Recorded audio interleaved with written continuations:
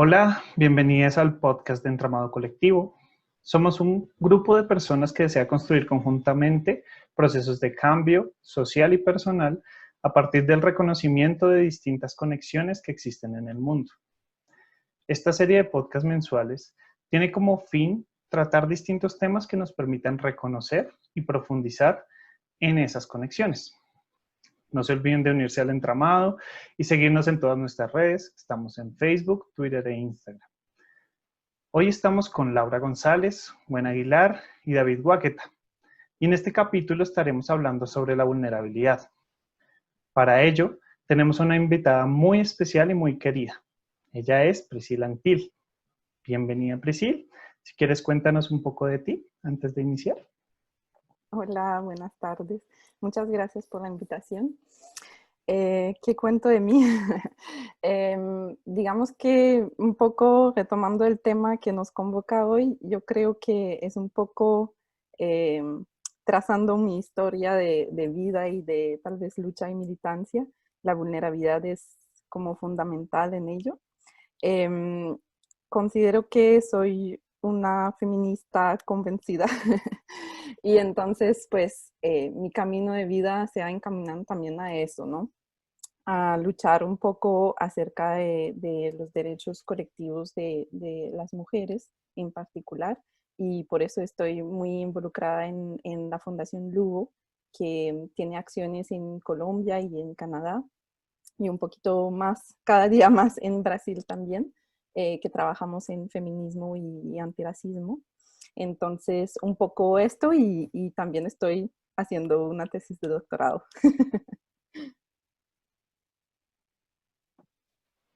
Qué bueno, Priscil, gracias por estar acá, por juntarte, perdón, aquí con nosotros. Mm, para iniciar, es bonito que inicies como también mezclando todo este tema de la vulnerabilidad con tu propia vida y con tu propia experiencia.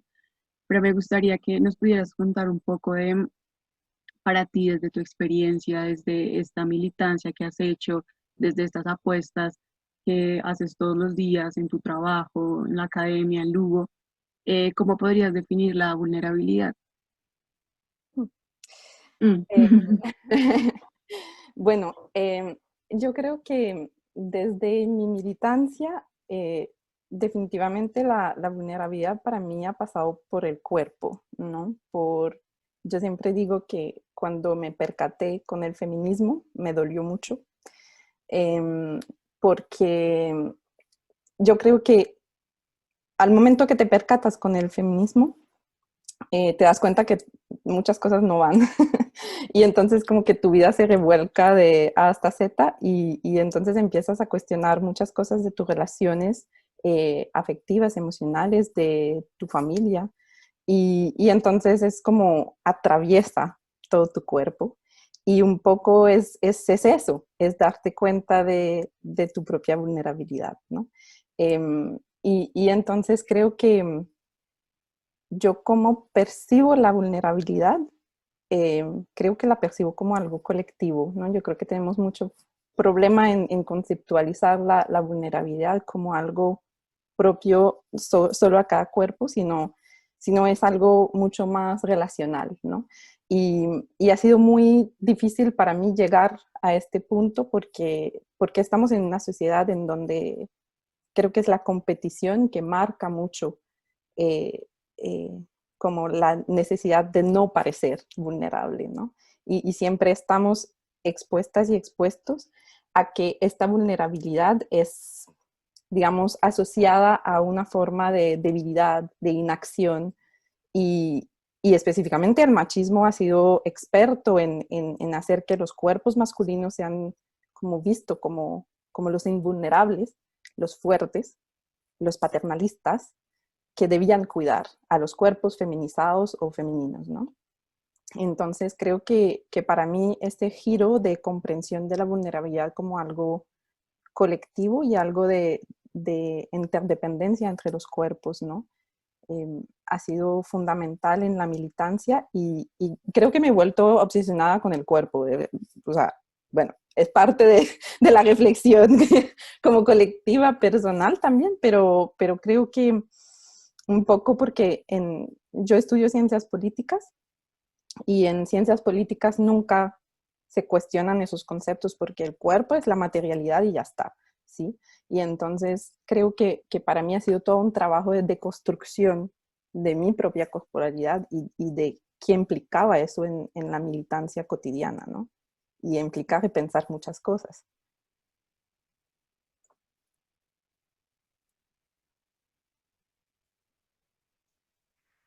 De, es súper importante lo que tú dices.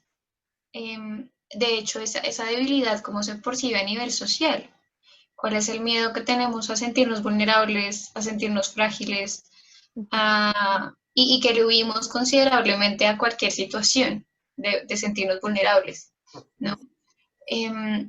Digamos, tú lo mencionabas y en tu experiencia, en el trabajo que has realizado, porque a qué crees que se debe eso? Si bien obviamente está el nivel de competencia social que tenemos actualmente, que tú lo estabas mencionando, eh, ¿cómo afrontar esa relación? ¿Cómo aprender también a reconocerla? Que la vulnerabilidad no sería solo debilidad. ¿Cómo lo has visto tú? Mira, yo creo que eso es muy difícil, o sea, y va a ser muy complicado porque estamos en un paradigma de la autonomía, ¿no? Entonces, ¿cómo nos hemos comprendido? Nos hemos comprendido desde esta necesidad de mostrar al mundo que somos fuertes, ¿no? Hay una frase que ya no soporto más y es como, no, pero si tú eres fuerte, tú sí puedes hacer esto, ¿sí? Y entonces es intrínsecamente que si yo no lo hago, si yo fallo, si yo muestro una vulnerabilidad, entonces no fui la mujer fuerte, no fui la mujer feminista incluso, ¿sí? Entonces hay un montón de capas en donde hemos empezado a pensar esta vulnerabilidad desde una responsabilidad personal de no ser vulnerable, ¿sí? Y entonces es como si es el antagónico de ser capaz de responder, ¿sí? Entonces es un fallo, ser vulnerable es un fallo, es fallar en algo, ¿sí? Y entonces esa conceptualización nos ha hecho rechazar mucho nuestra exposición a los demás. Y por eso tenemos relaciones tan violentas, ¿sí? Y si se fijan bien, eso se ha extendido a muchos ámbitos. Por ejemplo, podemos citar el ámbito humanitario, ¿sí? En donde hay seres vulnerables en necesidad de protección y seres que son invulnerables, y volvemos al paternalismo, en donde están desde su lugar de privilegio también, ¿no? Porque es muy importante decirlo, pensándose que son los seres invulnerables, que son tan fuertes que pueden salvar a los demás, ¿sí? Y entonces creo que pues este miedo es porque deriva, y se fijan bien, todas nuestras instituciones políticas, sociales, etcétera, se basan en esa visión del sujeto abstracto, masculino, fuerte. Y bueno, tenemos el ejemplo hoy que estamos grabando este podcast del tema de la elección de Estados Unidos, ¿no? En cómo esta imagen del macho fuerte, violento en todas sus palabras, sigue siendo la mitad de Estados Unidos que apoya este discurso. No tenemos mucho por estar feliz, aunque que ganó Biden, ¿sí? Porque realmente cómo hemos construido este aparato de comprensión de nuestras interrelaciones sociales es el miedo a ser débil, ¿no? Y por eso yo creo que una primera etapa para cambiar este miedo es por fin escuchar a las feministas. O sea, es como lo llevan diciendo desde tantos años, desde yo diría siglos y siglos, ¿sí? Porque ellas han sido las que han conceptualizado el cuerpo, la vulnerabilidad, la interdependencia, porque lo han vivido en su propio cuerpo, porque siempre se han catalogado las mujeres como seres más débiles, ¿no? Y de hecho seguimos estudiando en filosofía, en la universidad, a los filósofos que han decidido que nosotras no éramos inteligentes. ¿Sí? Seguimos incluso heroizando esos personajes, ¿no? Que tú dices, pero ¿dónde está el rigor del análisis científico a ese momento, no? Pero entonces estamos en frente a ese miedo, primero acogerlo, porque el miedo existe, ¿no? Y creo que, bueno, ha sido difícil para los seres humanos de aceptar que el miedo puede ser una potencia fuerte en lo político, ¿no? El miedo, la rabia, la melancolía, ¿sí? Y entonces creo que es eso, por fin escuchar las feministas, quienes nos han hablado de la interdependencia y de cómo podemos pensar el cuerpo, no solamente en su dimensión material, pero que también lo discursivo, lo afectivo, las relaciones siempre digo en mis cursos de feminismo, la batalla más grande va a ser en su familia, porque ahí está las nuevas ontologías corporales que nos podemos pensar dentro de nuestras relaciones diarias. Y es buscar los intersticios de poder, ¿no? Mis compañeras de Lugo siempre dicen, agrietemos, tenemos que agrietar, porque ahí está, digamos que en este intersticio entre vulnerabilidad y resistencia es donde podemos empezar a entrar y a cambiar esas formas de relacionarnos, ¿no? Pero eso implica una discusión sobre los privilegios, porque el privilegio masculino es el que hace que seguimos viendo la vulnerabilidad como una debilidad.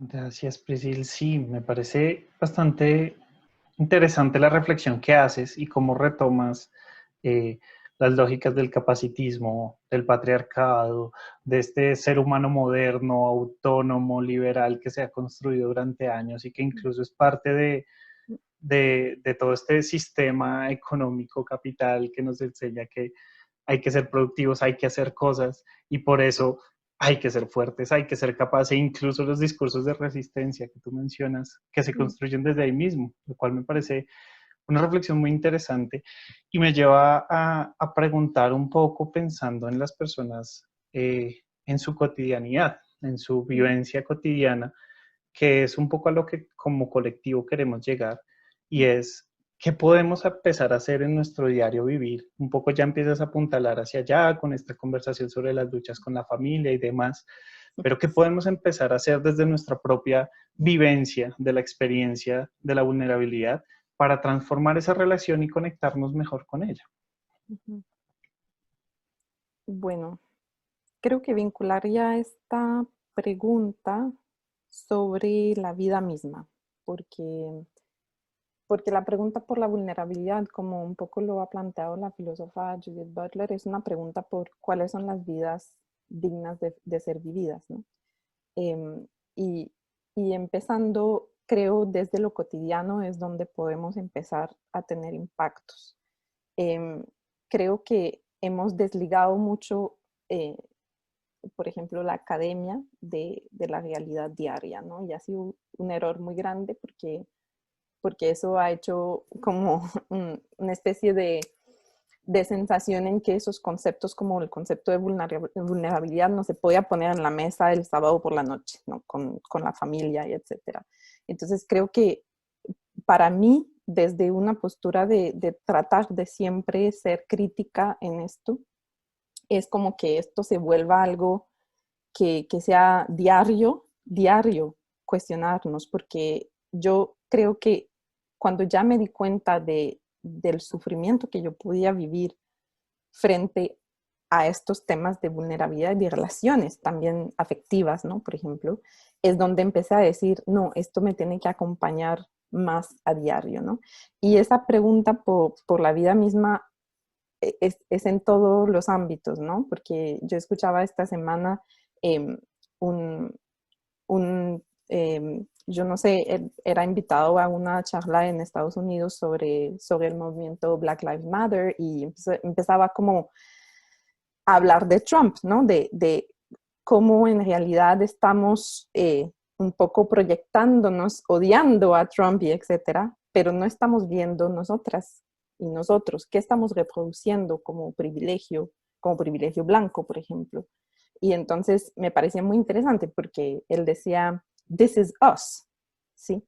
Trump es nosotras, nosotros, ¿sí? Entonces, ¿cómo lo vamos a hacer en el diario vivir? pues hay que preguntarnos por la vida misma, porque no le hemos dado el valor ni siquiera a la vida misma, y creo que estamos frente a una situación ahora, con todo lo que ha pasado a nivel internacional y con la COVID, para preguntarnos muy bien, y creo que eso me pareció particularmente interesante de este momento histórico y de la pandemia, es que lo que hablábamos en las clases de filosofía, lo que hablábamos en las clases de feminismo, ahora todas las personas lo están viviendo, ¿sí? Porque todas las personas se ven enfrentadas a su propia vulnerabilidad, ¿no? Y es el momento de agrietar, ¿sí? Es el momento de pensar y de exponer esas vulnerabilidades. Yo sé que la tarea es grande y creo que me gusta la postura de Butler por eso, porque me permite pensar que lo que ocurre entre dos cuerpos puede ser sinónimo también de un inicio de resistencia, ¿no? Entonces, si ya empezamos a ver lo político de forma diferente también, creo que es una tarea grande, pero es posible. Desde lo cotidiano lo podemos hacer y podemos empezar a dejar de pensar que lo político es lo que pasa justamente en la Casa Blanca, las estancias de poder, sino un poco cómo esa exposición a la vulnerabilidad del otro de la otra me permite entrar en conversación con el otro y la otra, ¿no? Y entonces eso se vuelve diario y cada una lo puede hacer. No necesito ni siquiera leer un texto sobre vulnerabilidad. Puedo solamente hablar con una amiga de lo que me pasa cuando yo camino en la noche, ¿sí? Como mujer. ¿Qué es lo que me pasa cuando camino en la noche y no me siento segura? Y siento que mi cuerpo siempre está vulnerado, ¿sí? Entonces, creo que por ahí mismo podemos empezar a pensarlo y creo que la tarea, desde nuestros diferentes focos de militancia o de reflexión, es un poco pensar no solamente la vulnerabilidad propia, ¿sí? Porque me da miedo esa palabra, porque me retoma, me devuelve a la noción de propiedad, ¿sí? Eh, yo creo que es más bien colectiva y subjetiva, ¿no? Como podemos pensar que yo no puedo pensar el yo sin el tú, ¿sí? Entonces, y creo que tenemos una oportunidad grande ahora que estamos expuestas todos y todas a esa vulnerabilidad eh, frente a algo que no controlamos, ¿no? Y entonces creo que por ahí podemos empezar a reflexionar sobre esto, ¿no? Y otra vez, hace muchos años que las feministas dicen, ¿cómo que no hablemos de cuidado? ¿Sí? ¿Por qué? Por ahora dejamos esta increíble conversación alrededor de la vulnerabilidad con Priscil hasta este punto. Esperamos que tenga algún sentido para ti lo que hemos venido hablando hasta el momento. Deseamos que siga siendo de tu interés escucharnos. Recuerda que la segunda parte de este episodio saldrá la siguiente semana, así que allí nos escuchamos. Y realmente muchas gracias por estar aquí.